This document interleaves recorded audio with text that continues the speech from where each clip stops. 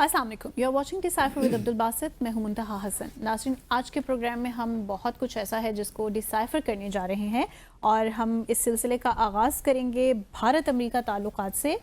Azerbaijan Armenia अमन मुआहिदा भी शामिल करेंगे और सदर ट्रंप की जम्मू कश्मीर तनाज़े में दिलचस्पी को भी डिस्कस करेंगे। और शो के आखिरी हिस्से में हम बात करेंगे मकबूजा जम्मू कश्मीर में मज़ीद पाबंदियों की और कुलगाम के इलाके में जारी मुजाहिदीन की कार्रवाइयों की। सो इन्हीं दिलचस्प मौज़ूआत के साथ बाज़ाब्ता तौर पर आगाज़ करेंगे आज के अपने डिसाइफर का। वेलकम बासित साहब। बहुत शुक्रिया मुंतहा। बिस्मिल्लाहिर्रहमानिर्रहीम और तमाम देखने वालों को अस्सलाम वालेकुम। सबसे पहले अमेरिका भारत ताल्लुकात के ज़िम्न हमने देखा कि भारतीय वज़ीर दिफ़ा ने अपना अमेरिका का दौरा मुलतवी कर दिया।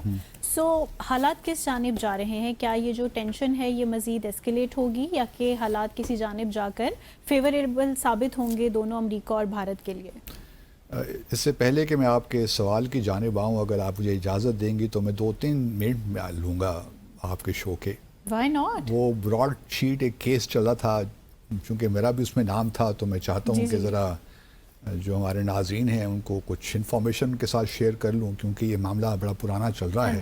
और हमारे यहाँ जब कोई चीज़ आती है तो जब पहली दफ़ा ब्रॉड शीट केस का एक सारा स्कैम सामने आया तो क्योंकि मैं डिप्टी हाई कमिश्नर था लंदन में, तो मेरा नाम भी कहीं ना कहीं बीच में आ गया, क्योंकि एक्सिक्यूशन वहाँ पे हुई सारे एग्रीमेंट की। ये मतलब 2000 का ये एक मामला है। मुशर्रफ साहब ने एक कंपनी थी ब्रॉड शीट, उसको कहा कि जी कुछ पॉलिटिशियंस हैं उनके ख़िलाफ़ करप्शन के केसेस हैं, उनके एसेट्स हमने रिकवर करने हैं।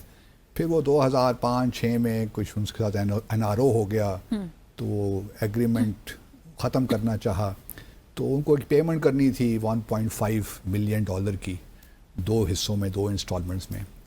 तो वो गलत कंपनी को हो गई।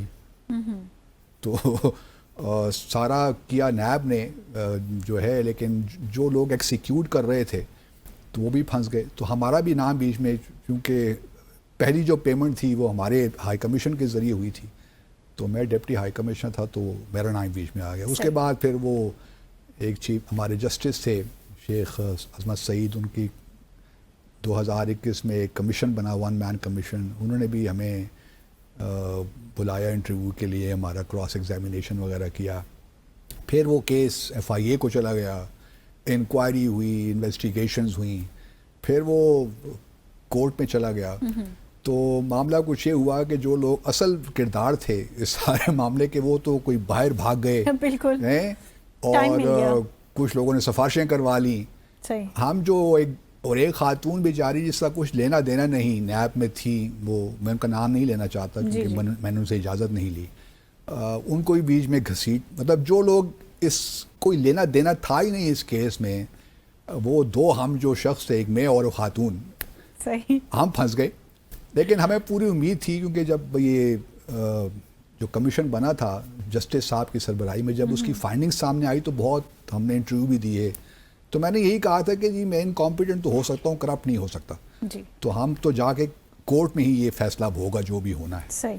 तो अल्हम्दुलिल्लाह जब कोर्ट ने सारी बातें सुनी तो हमारे वकील थे शाह खावर साहब, तो उन्होंने बड़े ज़बरदस्त आर्गूमेंट्स पेश किए। उन्होंने कहा, बहरहाल वो तो एक लंबी कहानी है, उससे मैं नहीं जाना चाहता। तो कोर्ट ने फाइनल फैसला ये किया कि तो केस बनता नहीं दोनों बंदों के ख़िलाफ़, आपने कहा ही उठा के ले आए हैं। तो मुकदमा चलने से पहले ही उन्होंने इस केस को फारिग कर दिया। तो मैंने कहा ये मैं बता दूं अपने नाजरीन को कि ब्रॉड शीट केस में अभी तक जो लोग जिनको वाकई कुछ जिनके ख़िलाफ़ कार्रवाई होनी चाहिए, वो तो मालूम नहीं कहाँ हैं। जिन्होंने नेगोशिएट किया सारा एग्रीमेंट, जिनको मालूम था कि क्यों गलत लोगों को हम दे रहे हैं, उनको मालूम था कि गलत लोगों को पैसा जा रहा है, हमें तो मालूम नहीं था, हम तो सिर्फ एक्सिक्यूट कर रहे थे चीज़ों को। तो बहरहाल उस खातून को भी कोर्ट ने कहा कि इनके ख़िलाफ़ कोई केस नहीं बनता, और हमारे ख़िलाफ़ भी कहा कोई केस नहीं बनता, जिनके ख़िलाफ़ बनता है उनको लेकर आइए। तो अब बहरहाल जो आगे होगा सो होगा, लेकिन अल्लाह का बड़ा करम हुआ कि हमें यहाँ से कम अज़ कम जान हमारी छूटी, ना कोई लेना ना कोई देना, बट वैसे ही फंस गए। अच्छा, अब आते हैं आपके सवाल की जानिब। देखिए, कल भी हमने बड़ी तफसीलन गुफ्तगू की, लेकिन ये है कि जो भारतीय वज़ीर दिफ़ा ने जो मनसूख किया अपना दौरा अमेरिका का, इससे काफ़ी रिपरकशंस हो सकती हैं। पहले तो भारत को ख़ुद इससे बड़ा नुकसान होगा, اور نقصان اس طرح ہوگا کہ بھارت نے پچھلے 15-20 سالوں میں جب سے وہ اپنی اسٹریٹجک پارٹنرشپ ڈیولپ کر رہے ہیں امریکہ کے ساتھ، انہوں نے اپنی ڈیفنس انوینٹری کو کافی ڈائیورسیفائی کیا ہے. پہلے تو ان کا بڑا انحصار روس پر تھا، اور 70 سے 80% جو انوینٹری تھی ڈیفنس کی وہ ساری ایکوزیشن روس سے ہی ہوا کرتی تھی. لیکن جب سے اسٹریٹجک تعلقات آگے بڑھنا شروع ہوئے تو وہ امریکہ سے بھی کافی کچھ لینے کی کوششیں ہو رہی تھیں، اور ساتھ ساتھ باقی ممالک سے بھی، برطانیہ سے، فرانس سے، اور رشیا کے ساتھ بھی کچھ جوائنٹ وینچر سے، مثال کے طور پر برہموس کروز میزائل وغیرہ بھی بنا رہے ہیں. اب بھارت کی جو ایئر فورس ہے نا، یہ ہم پہلے بھی ڈسکس کر چکے ہیں کئی بار. پرابلم بھارت کی ایئر فورس میں ہے، اور کافی سیریس پرابلمز ہیں، ڈیفیشینسیز ہیں وہاں پہ. مطلب جتنے جہاز ان کے پاس ہونے چاہیے، جو ان کی ریکوائرمنٹ ہے، اس طرح ان کے پاس ہے نہیں. اور وہ انڈیجنس پروڈکشن کرنا چاہتے ہیں، لائٹ کمبیٹ ایئر کرافٹ کی بھی اور میڈیم ایئر کرافٹ کی بھی، اور دونوں میں بہت پرابلمز ان کو فیس ہو رہے ہیں. جہاں تک لائٹ کمبیٹ ایئر کرافٹ کی بات ہے، جو تیجا مارک 1 اور مارک 2، اب ان کے دونوں کے جو انجنز ہیں نا، وہ آنے ہیں امریکہ سے، اور وہ جنرل الیکٹرک نے وہ دینے ہیں ان کو 404 اور 414. اب یہ جو ہے نا، آنکھیں تو دکھا رہے ہیں امریکہ کو، ٹرمپ بہادر کو، لیکن اس کی امپلیکیشنز بھی ان کو معلوم ہیں کہ کیا ہو سکتی ہیں. پھر اپاچیز جو ملٹری ہیلی کاپٹرز ہیں، اس میں بھی ٹرمپ صاحب پابندی لگا سکتے ہیں اگر بہت انہوں نے آنکھیں دکھانا شروع کی. تو ایک لحاظ سے بھارت کے لیے مشکل تو بہت زیادہ پیدا ہو گئی ہے. اب دیکھنا یہ ہے کہ وہ ٹرمپ کی جو ایک تو چلیے وہ رشیا والا معاملہ ہے نا، آئل کا، لیکن اگر ٹیرفز کی جانب اگر آپ آئیے تو وہاں بھی ٹرمپ جو ان سے ڈیمانڈ کر رہے ہیں بھارت سے، وہ یہ ہے کہ جی آپ اپنی مارکیٹس تو ہمارے لیے کھولیے نا. جو ہماری ایگریکلچر پروڈکٹس ہیں اور جو ہماری ڈیری پروڈکٹس ہیں امریکہ کی، ہم وہاں ایکسپورٹ کرنا چاہتے ہیں. آپ نے اتنے ٹیرفز لگا رکھے ہیں اور پروٹیکشن دے رکھی ہے اپنے کسانوں کو اور اپنی ڈیری جو آپ کی انڈسٹری ہے اس کو، تو یہ تو مناسب نہیں ہے. آپ ہر چیز ہمیں ایکسپورٹ کر رہے ہیں اور ہم آپ کو. مودی صاحب کے لیے بہت مشکل ہے ماننا، کیونکہ ایک تو جینیٹیکلی موڈیفائڈ جو پروڈکٹس ہیں وہ اگر آئیں گی بھارت میں تو کسان تو بیچارہ مارا جائے گا نا بھارت کا. تو ایک پولیٹیکل جو ہے، پولیٹیکلی وہ فیزیبل نہیں ہے مودی صاحب کے لیے کہ وہ جو ٹیرفز ہیں، جو پروٹیکشن ہے، وہ ہٹا دیں ایگریکلچر پروڈکٹس میں اور ڈیری پروڈکٹس میں. اس وجہ سے یہ ایک بڑا ایک سیریس معاملہ ہے اس وقت امریکہ اور بھارت کے درمیان. دوسری جانب اگر آپ دیکھیے، گو کہ اگر آپ بھارت کا میڈیا دیکھیے، وہاں سے جو اسٹیٹمنٹس آ رہی ہیں ان کو آپ دیکھیے، تو لگتا یہ ہے کہ اب بھارت کوشش یہ کر رہا ہے کہ وہ روس اور چین کی جانب اس کا رجحان ہو. چلیے روس کے ساتھ تو ان کے تعلقات ٹریڈیشنلی اچھے رہے ہیں، تو پریزیڈنٹ پوٹن تھوڑا بہت اوبلائج کر ہی لیں گے. اور چونکہ پریزیڈنٹ پوٹن کی ملاقات بھی ہو رہی ہے صدر ٹرمپ کے ساتھ 15 اگست کو جمعے کے دن، تو اگر وہ ملاقات سکسیسفل ہو جاتی ہے، یعنی کوئی سیز فائر ایگریمنٹ ہو جاتا ہے، 30 دنوں کا صحیح کوئی شروعات ہو جاتی ہے، تو اس کا ایک پازیٹیو امپیکٹ ہوگا. پھر جو 25% پینلٹی لگی ہوئی ہے بھارت کی آئل امپورٹ کرنے کی وجہ سے روس سے، اس میں شاید کوئی تھوڑی بہت بہتری ہو جائے. لیکن جو یہ کوشش کر رہے ہیں چین کے ساتھ معاملات طے کرنے کی، وہ تو نہیں ہو سکتے. مشکل ہے. چین کے ساتھ بھی اگر دیکھیں نا، ابھی شنگھائی کوآپریشن آرگنائزیشن سمٹ ہو رہی ہے چین میں 31 اگست سے لے کر 1 سپٹمبر تک.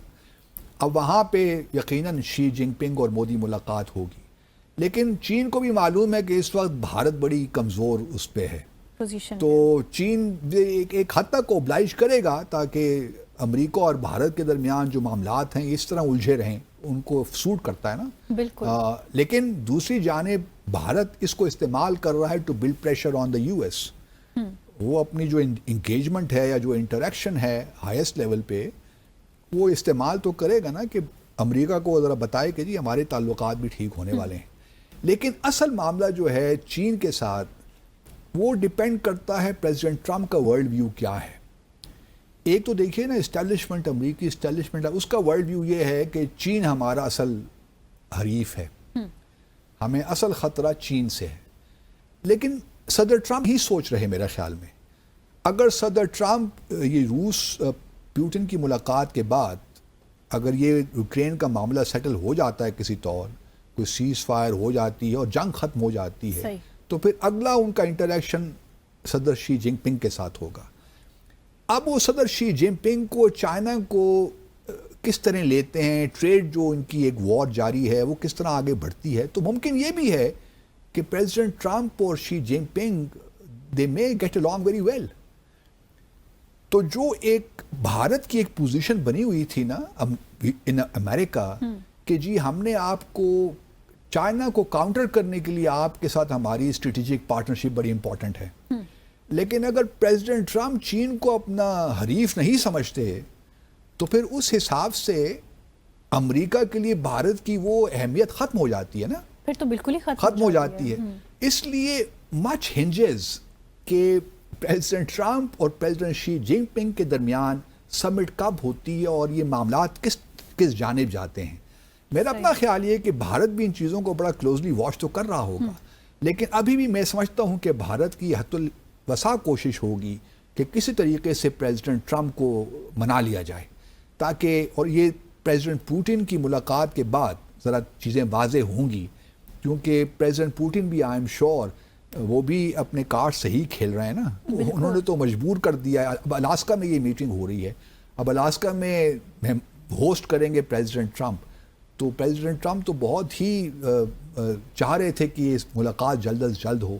اب الاسکا میں کیوں ہو رہی ہے؟ پہلے ہمارا کل خیال تھا کہ یو اے ای میں ہوگی، لیکن وہ اس وجہ سے کچھ لوگوں کا خیال یہ ہے کہ چونکہ آئی سی سی کے وارنٹ نکلے ہوئے ہیں نا پریزیڈنٹ پوٹن کے خلاف، تو کہیں اور بھی کسی ملک سے فلائی اوور بھی نہیں کرنا چاہتے، تو وہ یو اے ای کو بھی پریشان نہیں کرنا چاہتے. تو کیونکہ امریکہ آئی سی سی کا انہوں نے سائن نہیں کیا، وہ پارٹی نہیں ہے، تو اس لیے پریزیڈنٹ ٹرمپ از ناٹ اوبلائزڈ کہ وہ پریزیڈنٹ پوٹن کو گرفتار کر کے آئی سی سی کے حوالے کریں. تو اس وجہ سے وہ الاسکا آ رہے ہیں. الاسکا ایک زمانے میں روس کا حصہ ہوا کرتا تھا، جو کہ میرے خیال میں 1867 میں شاید بیچ دیا گیا، اور امریکہ نے خریدا میرے خیال میں $7 یا $8 ملین اس زمانے میں. تو بڑا سوچ سمجھ کے وینیو طے تو کیا، بڑا سوچ سمجھ کے وینیو ہے. تو اب دیکھتے ہیں میٹنگ کیسی ہوتی ہے، اگلے جمعے انشاءاللہ پروگرام پہ ڈسکس کریں گے. So let's take a short commercial break here.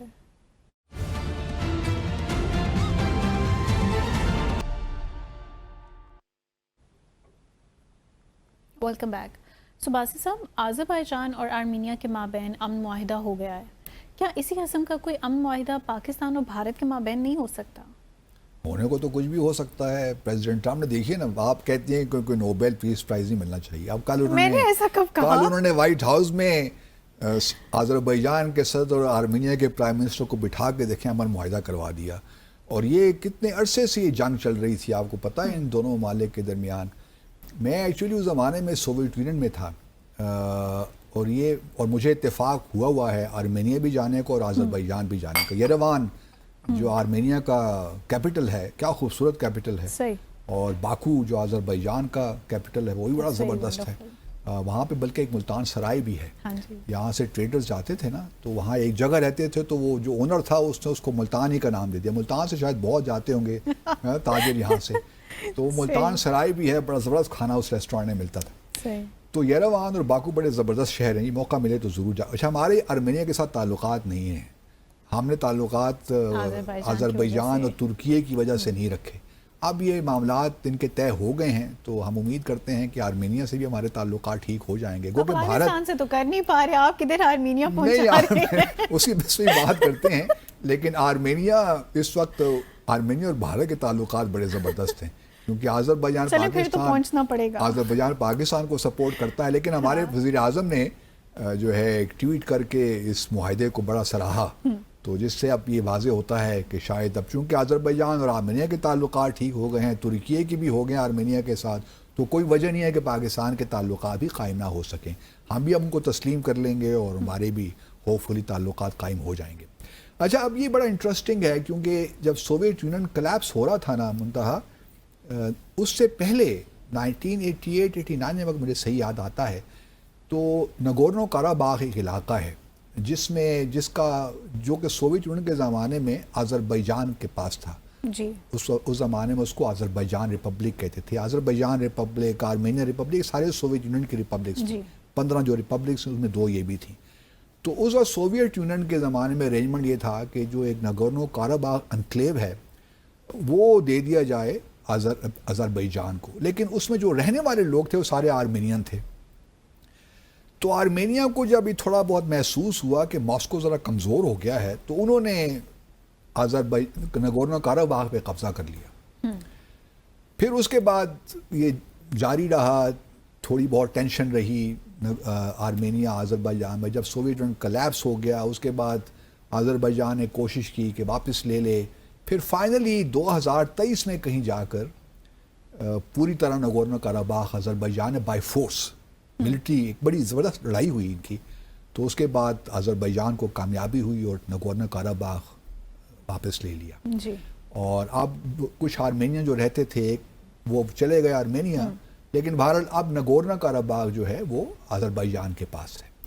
دوسری جانب آذربائیجان کا مسئلہ یہ ہے کہ آذربائیجان کی ایک ٹیررسٹ ہمارے تھا نا 1970 میں، 70 سے پہلے 71 سے پہلے کہ ایسٹ پاکستان الگ ہے اور ویسٹ پاکستان الگ ہے، بیچ میں انڈیا آ جاتا تھا، مطلب کنٹیگویٹی نہیں تھی. تو یہاں بھی ایک علاقہ ہے نخچیوان جو کہ آذربائیجان کا اٹانومس ریجن ہے، وہ اس کا جو ہے اس کے بیچ میں آرمینیا آ جاتا ہے. تو جو لینڈ اور ریل کا جو کنیکشن ہونا چاہیے مین لینڈ آذربائیجان کا اس اپنی جو سیمی اٹانومس ریجن ہے نخچیوان کا وہ نہیں ہے، تو اس کے لیے آرمینیا کی اجازت چاہیے. تو پیچھے بڑے عرصے سے ٹینشن چل رہی تھی اور آذربائیجان کی کوشش یہ تھی کہ جی یہ ملنا چاہیے، یہ کچھ جو ایکسیس ملنی چاہیے تھرو آرمینیا ڈینائی کر رہا تھا، دشمنی ہے نا. تو اب یہ جو معاہدہ اس وقت ہوا ہے کل وائٹ ہاؤس میں، اس میں ایک تو دونوں ممالک نے پیس کی بات کی ہے، فرینڈشپ کی بات کی ہے، اور اب یہ ایک کوریڈور بنانے جا رہے ہیں جو کہ تقریباً آپ صدرن جو آرمینیا ہے نا وہاں پہ، اور یہ تقریباً آپ کہہ لیے 40-43 میل کا ایک کوریڈور بنے گا جو کہ ریل اور روڈ لنک کریٹ کرے گا مین لینڈ آذربائیجان کو اور جو اٹانومس جو ریجن آذربائیجان کا. تو یہ ایک بہت بڑی بات ہے کہ 40 سالوں سے جنگ تھی، اب یہ معاہدہ ہو گیا ہے. اور اس جو کوریڈور کا نام ہے، پہلے تو اس کا شاید نام تھا زنجزور یا کچھ قسم کا نام تھا. اب آرمینیا اور آذربائیجان نے یہ ایگری کیا ہے کہ اس کا نام ہم رکھیں گے Trump route for international peace and prosperity trip. تو یہ ٹرمپ صاحب کو، اور انہوں نے کہا کہ جی ہم تو ٹرمپ صاحب کو نامینیٹ کرنے جا رہے ہیں نوبیل پیس پرائز کے لیے، تو ایک اور جو ہے ان کی اچیومنٹ ہے. تو اب مان جائیے، دلوا دیجئے، میں کہتا ہوں ابھی جب تک شہباز شریف اور مودی، پیلسٹائن اینڈ کشمیر، چلیے پھر کوشش یہ کرتے ہیں، کیونکہ دیکھیے نا، اگر میں دیکھ رہا ہوں کہ اگر جو ہے آذربائیجان کے صدر اور آرمینیا کے وزیر اعظم اتنی مطلب تلخ، ایک بڑی ہاسٹیلیٹی تھی ان کے درمیان بھی، بلکہ ترکی اور آرمینیا کے درمیان تو یہ سیکنڈ ورلڈ وار سے پہلے کی جو ہے نا کلیم ترکی کے خلاف کرتے ہیں کہ انہوں نے جینوسائیڈ کیا، اور بڑی لمبی تاریخ ہے ان کی بھی. تو وہ اگر چیزیں ٹھیک ہو سکتی ہیں تو پاکستان اور بھارت کے درمیان بھی ہو سکتی ہیں. معاملہ تو صرف جموں اور کشمیر کا ہی ہے نا. اور پریزیڈنٹ ٹرمپ کئی بار کہہ چکے ہیں کہ وہ چاہتے ہیں کہ کشمیریں میڈیشن کریں. اب میڈیشن دیکھیں، یہ معاہدہ بھی ہوا ہے تو بیہائنڈ دا سینس پہلے بات چیت ہوتی رہی ہے نا. تو ہم بھی یہی امید کرتے ہیں کہ پریزیڈنٹ ٹرمپ اپنے اگلے 2 سال لگائیں گے اور بیہائنڈ دا سینس کچھ انکریج کریں گے بھارت کو کہ اس مسئلے کو بھی سالو کریں، کیونکہ یہ بھی آپ کے انٹرسٹ میں ہے. دیکھیں نا، اگر بلکہ پریزیڈنٹ ٹرمپ نے کل پھر ذکر کر دیا کہ میں نے سیز فائر کروائی تھی، تو اس پہ پھر بھارت میں کافی شور شرابہ مچا ہوا ہے. تو کہنے کا مطلب یہ ہے، یہ سن لیں وہ کیا کہا تھا پریزیڈنٹ، سنا دیجئے پروڈیوسر صاحب. As president, my highest aspiration is to bring peace and stability to the world. Like probably. As president, my highest aspiration. بھولتے نہیں ہیں، چھوڑتے نہیں. تو کہنے کا مقصد یہ ہے کہ اس قسم کا پریزیڈنٹ ٹرمپ کوئی تھوڑا بہت اگر پریشر بلڈ کریں بھارت پہ کہ یہ اب تنازع بھی ختم کریں, بہت ہو گیا, بہت آپ نے لڑ لیا, اب یہ وقت ہے کہ اس معاملے کو بھی سالو کریں. تو ہو تو سکتا ہے, ہم بھی توقع دیکھیں, کوئی حرج نہیں ہے یہ امید رکھنے میں کہ شہباز شریف صاحب اور مودی صاحب وائٹ ہاؤس میں ہوں گے, اس طرح پریزیڈنٹ ٹرمپ بیچ میں بیٹھے ہوں گے اور ایک معاہدہ ہو رہا ہوگا جموں اور کشمیر پہ, اور ایک پلیبسٹ ہو جائے گا, اور جو بھی ایسپریشنز ہیں کشمیریوں کی اس کے مطابق ان کی قسمت کا فیصلہ ہو جائے. تو دیکھیے سفارتکاری میں تو ہر چیز ممکن ہے نا, جی is art of the possible ہے یہ کہتے ہیں, تو آرٹ آف دا پاسبل میں کچھ بھی پاسبل ہے. اب سوال یہ پیدا ہوتا ہے کتنا پریشر پریزیڈنٹ ٹرمپ بلڈ کر سکتے ہیں. اگر پریزیڈنٹ ٹرمپ نے یہ کام کر لیا, گو کہ ابھی ان کو نوبل پرائز دے دیتے ہیں اس وقت, میرے خیال میں ہم انتظار نہیں کرتے, کیونکہ میرے خیال میں 10 اکتوبر تک فیصلہ ہونا ہے. 10 اکتوبر کو جو کمیٹی ہے اس نے ڈیسائیڈ کرنا ہے. تو اب بہت سے Cambodia, Thailand, Pakistan, Azerbaijan, Armenia, کافی ممالک, اب Rwanda, Democratic Republic of Congo, Kosovo, Serbia, کتنے ممالک کے درمیان انہوں نے دیکھیے نا سارے معاملات بہتر کر دیے ہیں. تو ہی ڈیزروس, اگر اوباما کو بغیر کچھ کیے مل سکتا تھا at the very beginning of his presidency, تو پریزیڈنٹ ٹرمپ نے تو 6 مہینے میں کافی کچھ کام کیا ہے. سیز فائر کروا دی پاکستان اور بھارت کے درمیان, کوئی عام چھوٹی بات نہیں تھی. تو اس وجہ سے مطلب ہمیں غزہ کے معاملے میں یقیناً شکایت ہے ان سے بہت, اور وہ جس طریقے سے وہ اگنور کر رہے ہیں, اور وہ شکایت اپنی جگہ پہ, لیکن باقی جگہوں پہ تو انہوں نے کام کیا ہے. تو اگر آپ کی اجازت ہو تو ہم یہ انسسٹ کرتے ہیں کہ ان کو نوبیل پیس پرائز ملے. اب معاملات کس طرف آگے جاتے ہیں یہ ایک انٹرسٹنگ بات ہے, لیکن یہ ضرور ہے کہ جب کوریڈور بن جائے گا, اور یہ دیکھیے کچھ لوگوں کا خیال یہ ہے کہ آرمینیا آذربائیجان کی جو ڈیل ہوئی ہے اس میں کوئی مانیٹرنگ کا میکنزم کوئی نہیں ہے, لیکن یہ یاد رہے کہ جو کوریڈور ہے نا اس کو 99 سال کے لیے امریکہ ہی رن کرے گا.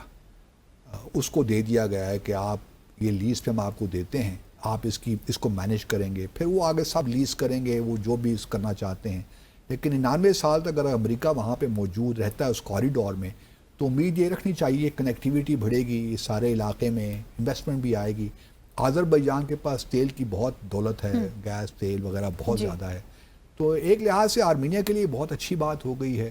امریکہ کی بھی دیکھیے, روس آبویسلی, روس چونکہ یوکرین میں انوالوڈ ہے نا, تو روس کو تھوڑا بہت خدشہ تو ہوگا کہ امریکہ یہاں تک پہنچ گیا ہے اور کوریڈور بھی وہ مینیج کرے گا.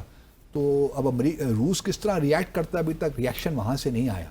لیکن روس جب یہ یوکرین کی وار تھوڑی ختم ہو جائے گی تو وہ Russia will definitely try to regain its influence, کیونکہ پہلے ساری سب میں نے پہلے کا سوویت ریپبلکس تھیں, تو روس کا تو حق بنتا ہے نا, وہ کلیم کرتے ہیں کہ ہمارا اسفیئر آف انفلوئنس ہے. آپ کہاں حق جتا رہے ہیں روس کا, روس بھی آگے حق جتانے, تو آرمینیا اور آذربائیجان باہر نکل جائیں گے اور رشیا اور امریکہ وہاں پہ شروع ہو جائیں گے. آذربائیجان یہ بڑی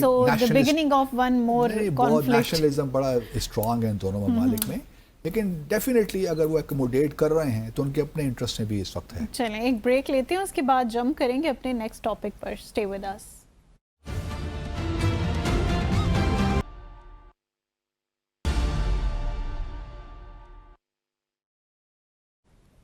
welcome back after the break. Basit صاحب, اتنی چیزیں زبردست طریقے سے آپ نے ایکسپلین کی, ویئرس کے ساتھ ساتھ مجھے بھی سمجھائیں.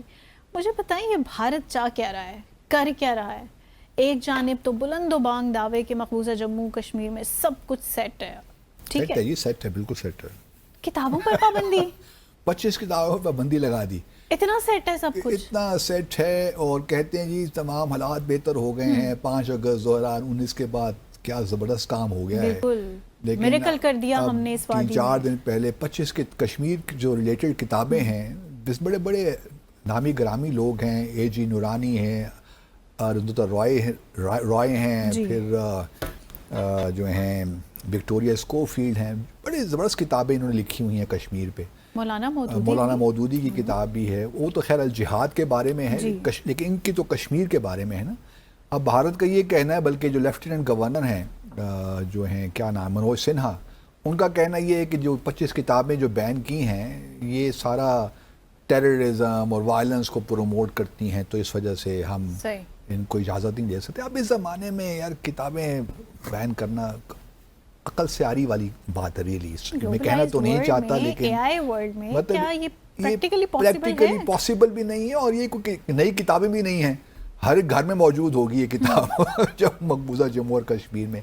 तो इस किस्म के इक़दाम लेना बज़ाते ख़ुद इस बात की अक्कासी करता है कि भारत कितना इस वक्त परेशान है मकबूजा जम्मू और कश्मीर की सूरत हाल में। सही देखिए ना, एक तरफ तो ये पहलगाम के वाक़े की बात कर रहे हैं, बल्कि 5 अगस्त को इस साल, अभी 3-4 दिन पहले ही सत्यपाल मलिक जो हैं, जो कि मकबूजा जम्मू और कश्मीर के गवर्नर थे जी, ये अगस्त 2018 से और अक्टूबर 2019 तक, जी। ये सत्यपाल मलिक जो है ना, ये चूँकि गवर्नर थे पुलवामा के वाक़े के जब हुआ था ना 14 फरवरी 2019 को, तो उस वक्त ये गवर्नर थे। उस वक्त तो सही जो है जो आर्टिकल 370 है उसको नहीं हटाया गया था ना, तो उस वक्त ये गवर्नर थे।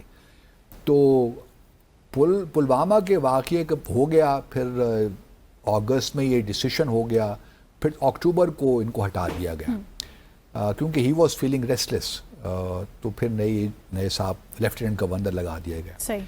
अच्छा, इन्होंने जब ये गवर्नर से हटे तो इन्होंने एक इंटरव्यू दिया, और वो इंटरव्यू बड़ा ज़बरदस्त था। एक भारत का मीडिया ही था, उनके आउटलेट को उन्होंने कहा, पुलवामा के वाक़े के बारे में बताया, और उन्होंने ये इशारे दिए कि पुलवामा का जो वाक़या था उसमें हम भारत के अंदर से ही लोग इन्वॉल्व थे। उससे बड़ा शोर व शराबा मचा, बल्कि ये बड़े एक ज़माने में बीजेपी के क्योंकि मेंबर हैं ना, तो बड़े दोस्त भी रहे हैं ये मोदी साहब के, और ये पहले भी गवर्नर भी रहे हैं बिहार में, उड़ीसा में और जगहों पे भी रहे हैं, गोवा में। तो इनकी काफ़ी जो है सियासी बड़ा करियर है। इन्होंने जब ये कहा कि पुलवामा के वाक़े में तो बहुत से ऐसे लूप होल्स हैं कि हम ये नहीं कह सकते ये पाकिस्तान से हुआ किससे हुआ, तो उससे एक भौचाल सा आ गया। और जो पाकिस्तानी बात करता रहता है ना कि फॉल्स फ्लैग ऑपरेशन करवा कर हाँ जी। इस किस्म के इक़दाम लेते रहते हैं, कभी उड़ी में करवा दिया तो कभी पुलवामा में करवा दिया, और फिर ये सर्जिकल स्ट्राइक के ड्रामे रचाए और एक टेंशन क्रिएट की।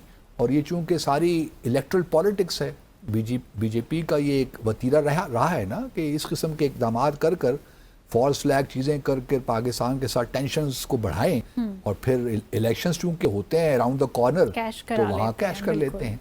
तो यही वाक़या वो सत्यपाल मलिक ने अपने इंटरव्यू में यही कहा कि ये बिल्कुल उसी से ही जुड़ा हुआ था मामला। तो अब पाकिस्तान को तो कोई शौक़ नहीं है ना कि इस किस्म के वाक़यात करवा कर मोदी साहब की हेल्प करें, हमें क्या ज़रूरत पड़ी है कि हम मोदी साहब की हेल्प करें। तो ये इस किस्म के वाक़यात भी होते हैं। अच्छा, अभी भी देखिए, जिस तरह आपने कहा कि जी बुलंद बांग दावे तो कह रहे हैं कि जी मकबूजा जम्मू और कश्मीर में हालात बड़े ज़बरदस्त हो गए हैं। अब पिछले 9 दिनों से इस वक्त जो है कुलगाम में वहाँ पे झड़पें हैं, वहाँ पे मुजाहिदीन जो हैं बड़े ज़बरदस्त उन्होंने टारगेट किए हैं सिक्योरिटी फोर्सेस को, और काफ़ी लोगों को हलाक भी कर दिया, सिक्योरिटी पर्सनल को 3-4, और बहुत ज़ख्मी, दर्जन से ज़्यादा ज़ख्मी भी हो गए। अब 9 दिनों से इसके बावजूद के 8-9 लाख सिक्योरिटी पर्सनल मौजूद हैं मकबूजा जम्मू और कश्मीर में। ये 9 दिनों से ये जो इनकाउंटर हो रहा है और जो मुजाहिदीन कर रहे हैं वो कंट्रोल में नहीं आ रहे। अब आप इससे अंदाज़ा लगाइए ना कि मुजाहिदीन भी कितने कमिटेड हैं, कश्मीरी मुजाहिदीन, और वो कमिटेड हैं कि उन्होंने जो है अपनी आज़ादी लेनी है भारत से जी। अब भारत को ये रियलाइज़ करना चाहिए कि जो कॉस्मेटिक मेजर्स हैं या जो एक नैरेटिव बिल्ड करने की कोशिश कर रहे हैं, फॉल्स नैरेटिव, वो अब काम नहीं आने वाला। Enough is enough. आपको देखिए 2019 से 2025 में हम आ गए हैं, आपको कोई कामयाबी वहाँ पे नहीं मिली। आपने बहुत कहा कि जी G20 की मीटिंग हमने वहाँ करवा दी, वर्किंग ग्रुप की, टूरिस्ट आ रहे हैं, ये हो रहा है वो हो रहा है, लेकिन वो दावे सारे गलत साबित हुए। बिल्कुल वो धरे की धरी रह गए ना चीज़ें, कुछ भी वहाँ पे नहीं हो रहा। मैं अक्सर अपने कुछ जो भारत के दोस्त उनसे ही कहता हूँ कि आप billions and billions of dollars यहाँ पे खर्च कर लीजिए, लेकिन ये जो है ना इकोनॉमिक प्रॉस्पेरिटी डेवलपमेंट, ये आज़ादी की कीमत नहीं होती। آزادی کی کوئی قیمت نہیں ہوتی. جب ایک قوم یہ فیصلہ کر لیتی ہے کہ اس نے آزادی لینی ہے تو پھر آپ کچھ بھی کر لیجئے. وہ آزاد فضا میں سانس لینا چاہتے ہیں چاہے وہ غربت میں ہی کیوں نہ ہو. بالکل یہ بات ان کی سمجھ میں آتی نہیں ہے. مجھے بعض اوقات بڑی حیرت ہوتی ہے کہ بڑے اچھے اچھے لوگ، سنجیدہ لوگ بھارت میں، وہ بھی اس بات کو نہیں سمجھ پاتے اور وہ انسسٹ کرتے ہیں کہ جی جموں اور کشمیر تو ہمارا ہی حصہ ہے، انٹیگرل پارٹ ہے.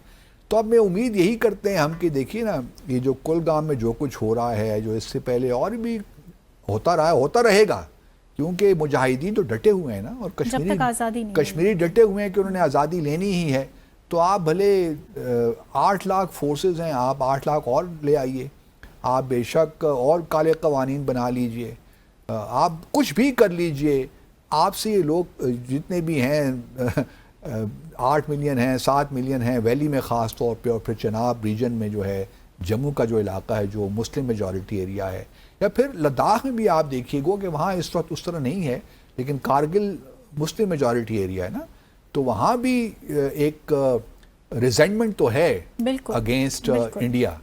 تو بہتر یہی ہے کہ پریزیڈنٹ ٹرمپ کی بات سن لیں اور کچھ ورک آؤٹ کر لیں کس طرح ہم نے آگے بڑھنا ہے جموں اور کشمیر کے تنازع کو حل کرنے کے لیے، اور پھر 2 سال میں وائٹ ہاؤس چلے جاتے ہیں، وہاں پہ ایک اچھا سا معاہدہ ہے ایک اچھا سا معاہدہ کر لیتے ہیں تاکہ اس خطے میں بھی امن آ جائے.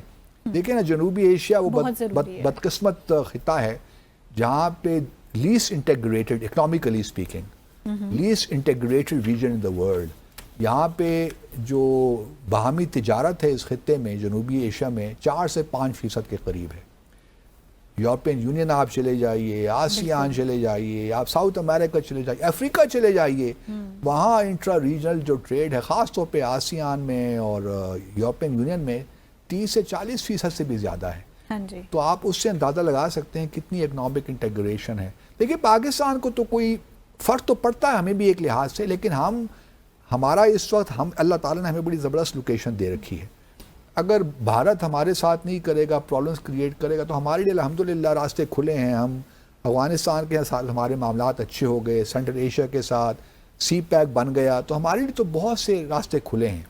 لیکن اگر بھارت کو چاہیے جگہ کہ وہ سینٹرل ایشیا، تو اس کو آرمینیا کی طرح لینڈ روٹ آذربائیجان کو چاہیے نا، آرمینیا کے تھرو لینڈ ایکسیس یا لینڈ ریل لنک اور روڈ لنک چاہیے، تو اس کے لیے آرمینیا ضروری ہے نا، اسی لیے معاہدہ آذربائیجان کو کرنا پڑا.